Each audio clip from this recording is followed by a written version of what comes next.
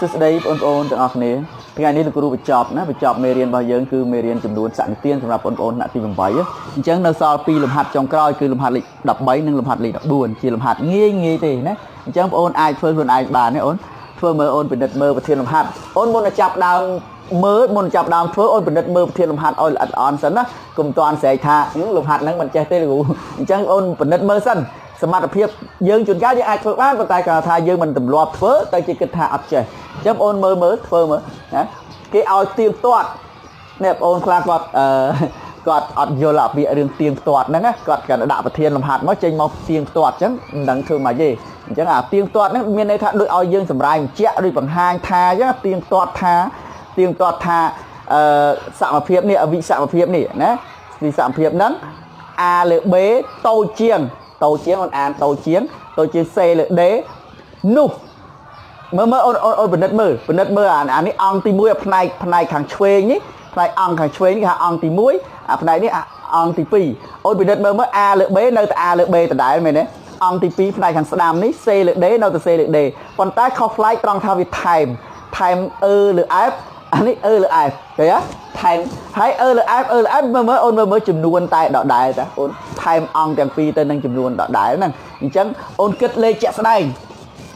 អូនគិតចំនួនជាក់ស្ដែងឥឡូវបើថារឿងវិភាគអូនរឿងបាក់ស្មុកស្មាញលោកគ្រូបាក់បញ្យល់តិចដែរណាឥឡូវចំនួនគត់លោកគ្រូនិយាយចំនួនគត់អញ្ចឹងចំនួនសក្តិទាននឹងចំនួនគត់ក៏ជាចំនួនចាក់សក្តិទានដែរប៉ុន្តែលោកគ្រូមិននិយាយជាវិភាគនិយាយចំនួនគត់ឧទាហរណ៍ថាលោកគ្រូថា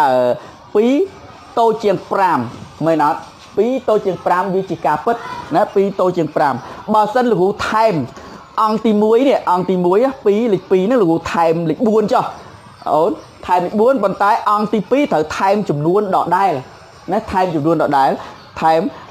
មលេខ4ដដែលអញ្ចឹងអូនពិចារណាមើលលទ្ធផលរបស់វាអានេះវាបានប៉ុន្មានបាន6មែនអត់អានេះវាបានប៉ុន្មានបាន9អញ្ចឹងបងអូនពិនិត្យមើលលទ្ធផលមើលផលដែលទទួលបានហ្នឹងអង្គទី1ផ្នែកខាងឆ្វេងវានៅរក្សាទិសដៅសញ្ញានៅរក្សាតូចជាងដដែលអត់ទេណាវានៅតែដដែលអត់ទេអញ្ចឹងវាជាការពិតអញ្ចឹងមានន័យថាទោះបីយើងថែមអង្គទី1ទៅនឹងចំនួន A1 ហើយថែមអង្គទី2ទៅនឹងចំនួនដដែលអញ្ចឹងវិសមភាពហ្នឹងគឺវានៅតែរក្សាភាពតូចជាងវានៅតែដដែលទេវានៅរក្សាភាពវិសមភាពហ្នឹងដូចវិសមភាពដើមដដែលអូនតន់ឡើងហ្នឹងអូនអញ្ចឹងអូនធ្វើលំហាត់ហ្នឹងដដែលអញ្ចឹងមិនបាច់កុំឲ្យស្មុគស្មាញច្រើនអូនគ្រាន់តែថែមអញ្ចឹងមកវាដូចអ្វីដែលជាការពិតហ្នឹងហើយដូចអ្វីដែលគេចង់ឲ្យយើងទៀងទាត់ទេអញ្ចឹងអូនដាក់មកណាដាក់ថែមមិនចាំមើលលោកគ្រូធ្វើមកណាដាក់ចម្លើយមកអូនដាក់ចម្លើយសិនអញ្ចឹងយើងប៉ុណ្ណឹងយើងសេអាហ្នឹងប៉ុណ្ណឹងហើយយើងដាក់ថាម៉េចអូនដាក់ថានេះអានេះវាជាសមត្ថកម្មបើហ្នឹងគឺសមត្ថកម្មអ្វីដែលគេឲ្យអញ្ចឹងបើយើងដាក់ថាបើឬក៏ដាក់ថាយើងមានចុះអ្វីដែលជាសមត្ថកម្មដាក់ថាយើងមានA លើ B អូន A លើ B តូចជាងអីហៅលោកគ្រូមក A លើ B តូចជាង C លើ D មែនអត់ហើយយើងទៅសេបញ្ជាក់បន្ថែមយើងថាម៉េចយើងបូកដាក់ថាបូកអង្គទាំងពីរទៅនឹងអីគេនឹងអីគេអ្វីដែលយើងចង់បាននេះគេចង់បានបូកនេះមើលយើងមើលអ្វីដែលយើងចម្លើយអានេះជាលទ្ធផលដែលយើងក្រងទុកថាចង់បានទិសដៅយើងចង់បានគឺបែបនេះអញ្ចឹងសមត្ថកម្មយើងមានប៉ុណ្ណេះអញ្ចឹងអ្វីដែលយើងក្រងទុកចង់បានគឺចង់បានមានលើ F ហើយនឹងលើ F នេះអញ្ចឹងមានន័យថាយើងបូកបន្ថែមបូកទៅនឹងចំនួនលើ F ណាបើលើ F យើងអាចបញ្ជាក់លទ្ធផលអាចបញ្ជាក់ភាគបែងវាខុសពី0ទៀតក៏បានឬក៏មិនបាច់កុំឲ្យស្មុគស្មាញក៏បានដែរយើងបញ្ជាក់ថាដែល F ខុសពី0ណាហេតុអីបានសួរថាចុះហេតុអីបានត្រូវបញ្ជាក់ភាគបែងខុសពី0កាលណាវិភាគតើតែភាគបែងខុសពី0ទៅវិភាគហ្នឹងវាមានន័យអញ្ចឹងកាលណាយើងបូកបន្ថែមគឺបូកបន្ថែមទៅនឹងចំនួនដែលមានន័យបានយកបូកបន្ថែមកើតយើងយកបូកបន្ថែមតែចំនួនអត់ន័យយើងមកបូកបន្ថែមគឺវាអត់បានទេណាអូខេអញ្ចឹងយើងបូកបន្ថែមចុះមកអង្គទី1មានន័យថាបូកអង្គទាំងពីរនោះមានន័យថាអង្គទី1ក៏បូកនឹងលើ F អង្គទី2ក៏បូកថែមលើ F ដែរអញ្ចឹងយើងបានចេះណាយើងបាននេះអាសមត្ថកម្មនេះវាមិន A លើ B អូនតើហ្នឹងនេះលោកគ្រូដាក់តូចជាងនេះមិន C លើ D មែនអត់អូ sorry C លើ D ទៅ C លើ F អាហ្នឹងមិន C លើ D ហើយលោកគ្រូមិនដាក់ថានេះបូកថែមអង្គទាំងពីរមានន័យថាអង្គទី1ក៏យើងបូក បូកលើ f ហើយអង្គទី2ក៏យើងបូកលើ f ដែរណាអូនយល់ទេដោយលោកគ្រូបានបញ្ជាក់អានេះឧទាហរណ៍ជាលេខងាយជាក់ស្ដែងគឺយើងធ្វើចឹងប៉ុណ្ណឹងហើយដោយអ្វីដែលយើងចង់បាននេះលំហាត់ហ្នឹងគឺមានតែប៉ុណ្ណឹងឯងអត់ពិបាកទេណាអូនកុំគិតថាលំហាត់ហ្នឹងពិបាកចឹងដូច្នេះចប់បាត់ដូច្នេះបើ a លើ b តូចជាង c លើ d នោះអីគេនោះអាហ្នឹងលើ f ដែរអាហ្នឹងលោកគ្រូបានលោកគ្រូសូមបញ្ជាក់ឲ្យម្ដងទៀតថាបូកអង្គសងខាងហ្នឹងបូកអង្គតែពីរហ្នឹងបានបូកទៅនឹងចំនួនដដែលទេយ៉ាតែបូកចំនួនខុសគ្នាអាហ្នឹងវាលទ្ធផលវាអាចប្រែប្រួលទៅតាមហ្នឹងដែរណាអញ្ចឹងវារក្សាលំនឹងនៅវិសាមភាពហ្នឹងគឺបានតែចំពោះយើងបូកឬក៏ដកក៏បានដែរណាបូកឬដកទៅនឹងចំនួនតែមួយហ្នឹងអូខេអញ្ចឹងលំហាត់ហ្នឹងចប់ត្រឹមហ្នឹងលំហាត់ល្បីឥឡូវយើងចូលដល់លំហាត់លេខ14មុនចូលអូនអានសិនអានប្រធានលំហាត់លេខ14សិនហើយមើលរូបលំហាត់លេខ14នេះមើលរូបគេមានតារាងខាងក្រោមគេលេខមើលតារាងខាងក្រោមនេះបង្ហាញពីបំណែកចែកប្រាក់ប្រចាំខែមានន័យថាម៉េចអូនមានន័យថាដូចលោកគ្រូអញ្ចឹងគឺមានប្រាក់ខែមានប្រាក់ប្រចាំខែគឺមានប្រាក់ប្រចាំខែគឺទាំងមូលមានប្រាក់ប្រចាំខែគឺបានប្រាក់ខែមកបើកបានប្រាក់ខែមកពេលដែលបានប្រាក់ខែមកលោកគ្រូបែងចែកនេះថ្លៃម្ហូប1/2អូនថាម៉េចអូនមើលរូបមក1/2ថ្លៃម្ហូបអាខាងលើមកចំណែកខាងលើថ្លៃម្ហូបគឺពាក់កណ្ដាលថ្លៃម្ហូបហូបចុករាល់ថ្ងៃប្រចាំថ្ងៃគឺក្នុងមួយខែហ្នឹងគឺអស់ប្រាក់ខែពាក់កណ្ដាលប្រាក់ខែលោកគ្រូពាក់កណ្ដាលគឺលោកគ្រូបែងចែកទៅនឹងថ្លៃម្ហូបគឺពាក់កណ្ដាលមកចំណែកទៀតគឺ1/20គឺសម្រាប់ធ្វើដំណើរឧទាហរណ៍ដូចជាលោកគ្រូជិះម៉ូតូទៅបង្រៀនអញ្ចឹងចាក់សាំងចាក់អីហ្នឹងជិះធ្វើដំណើរហ្នឹងហើយកំសាន្តអញ្ចឹងសៅរ៍អាទិត្យអញ្ចឹងដើរលេងកំសាន្តទៅមើលអីគេផ្សេងអញ្ចឹងទៅចំណាយអស់1/10លោកគ្រូបែងចែកលុយលោកគ្រូហ្នឹងលុយប្រាក់ខែលោកគ្រូទាំងមូលហ្នឹងលោកគ្រូបែងចែកមុខម្ហូបគឺ1/2ថ្លៃធ្វើដំណើរលោកគ្រូបែងចែកថ្លៃធ្វើដំណើរទៅណាទៅណីផ្សេងហ្នឹងគឺ1/20គ្រូបែងចែកពេលទុកសម្រាប់ដើរកំសាន្តគឺ1/10ហើយសន្សំទុកគឺប៉ុណ្ណេះអត់ដឹងបានទេអាហ្នឹងលុយសន្សំអានេះថ្លៃបង់ថ្លៃទឹកថ្លៃភ្លើងគឺ1/25អញ្ចឹងលំហាត់ហ្នឹងគេចង់ឲ្យយើងរកពភាគតាងប្រាក់សន្សំដែលលោកគ្រូប្រាប់ថាប្រាក់សន្សំហ្នឹងពភាគអត់ដឹងប្រហែលអញ្ចឹងរកប្រាក់សន្សំរកពភាគតាងប្រាក់សន្សំអត់រកប្រាក់សន្សំទេរកប្រភាគតាងប្រាក់សន្សំអូនមើលខាងអស់នេះមើលសិតតែមានពភាគមែនទេអាថ្លៃម្ហូបក៏ពភាគ1/2ថ្លៃភ្លើងទឹកភ្លើងក៏ពភាគ1/25ថ្លៃធ្វើដំណើរក៏1/20ពភាគដែរឃើញអត់បើកំសាន្តក៏1/10នៅតែសន្សំគេលាក់ទុកអញ្ចឹងលោកគ្រូលាក់ទុកលោកគ្រូណាលាក់ទុកសន្សំទុកឲ្យបងអូនរកអញ្ចឹងបងអូនរកប្រាក់សន្សំឲ្យលោកគ្រូមើលប្រាក់សន្សំដែលតាំងជាប្រភាគតើស្មើនឹងប្រមាណអូនចេះរកអីអូនអ្នកដែលចេះរកគឺអ្នកនោះបានដឹងប្រាក់សរុបទាំងមូលរង្វង់ទាំងមូលហ្នឹងគឺពភាគតាងរបស់វាគឺអីបើអ្នកនឹងដឹងមានន័យថាអាចធ្វើបានបើសិនជាមិនដឹងអាសរុបប្រហែលទេអូនមិនដឹងណាអូនដឹងទេបើសិនដឹងអូនធ្វើផលដកមកចេញហើយអូខេអញ្ចឹងយើងដាក់តោះទាំងអស់គ្នាអ្នកដែលចេះធ្វើអូនធ្វើទៅហើយចាំផ្ទៀងផ្ទាត់មួយលោកគ្រូហើយអ្នកមិនចេះធ្វើជាមួយគ្នាណាចាប់ដើរធ្វើមួយគ្នាអញ្ចឹងលោកគ្រូដាក់ថារកប្រភាគតាងដាក់ស្អីចឹងមកអូខេប្រភាគតាងប្រាក់សន្សំអញ្ចឹងដាក់យកលំហាត់ហ្នឹងដាក់យកមិនដាក់ធ្វើផលដកយកប៉ុន្តែអូនត្រូវដឹងថាប្រភាគតាងសរុបគឺអីអូនដឹងទេនេះអាទាំងអស់នេះស្អីគេទាំងអស់នេះរង្វង់ទាំងមូលនោះគឺមួយមែនទេមួយទាំងមូលមួយចឹងប្រភាគតាងអ្វីក៏ដោយចឹងលោកគ្រូសុំ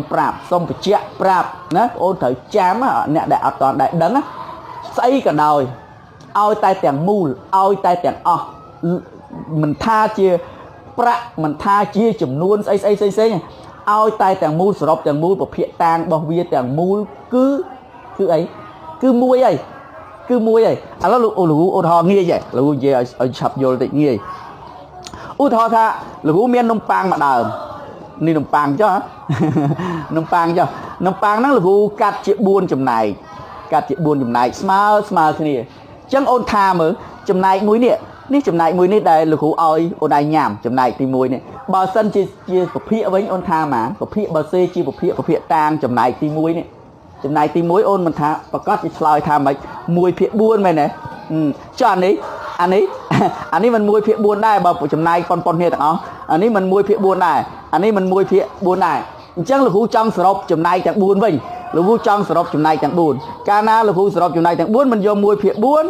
បូក1/4 បូក1/4 បូក1/4 បូក1/4បូកចូលគ្នាពភាកដែលមានភាគបាយដូចគ្នាមិនបូកតែភាគយកណារក្សាភាគបាយទុកដដែលបូកតែភាគយកវាបូកចូលគ្នាទៅបាន4